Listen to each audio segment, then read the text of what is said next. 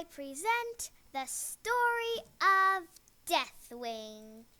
Okay, so Deathwing was a proto-dragon. And proto-dragons were pretty primal. You know, like you had your food and your not food and your friends and your not food. But some proto-dragons, like Neltharion, as he was called then, were more enhanced than the others. So they were starting to get their minds more wrapped around, like there was more than just not food and stuff. Anyway, and they helped Keeper Tyr, Neltharion and some others, helped Keeper Tyr defeat Galligrand. He was becoming a really big problem. He was a really bad big proto-dragon, and they defeated him. Then the Keepers decided to give the well, they weren't aspects then, but anyway, the proto-dragons that helped them some extra powers and hours, and they decided to turn them into dragons. Mali, Os got magic to protect. Ysera was protecting Flora, while her sister Alexstrasza was going to protect the fauna. Nosdormu got command over time, and Neltharion got to protect the Earth. They gave them a lot of powers, and whoosh, they were dragon aspects. They got fancy titles. Malygos became Malygos the Spellweaver. Nosdormu was Nosdormu the Timeless One. Alexstrasza was Alexstrasza the Lifebinder. Ysera was Ysera the Dreamer. And Neltharion was Neltharion the Earth Warder.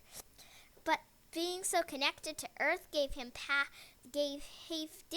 power, but he also got corrupted by the old gods, which were locked in the Earth. And once he was fully corrupted, he became this Deathwingy madness guy.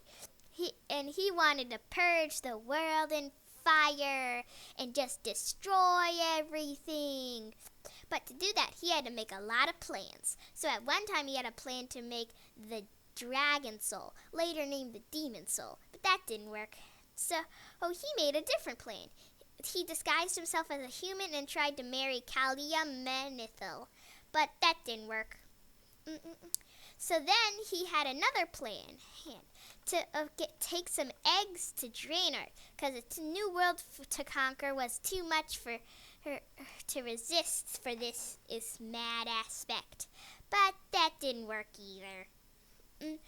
But most of his plans went on in the cataclysm, and he did a lot of dragon stuff too.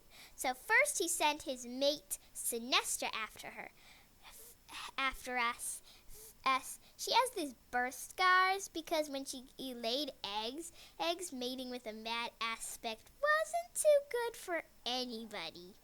But anyway, we took her down. He also resurrected his son, Nefarian, and Nefarian resurrected Onyxia. We took them both down in Blackwing descent.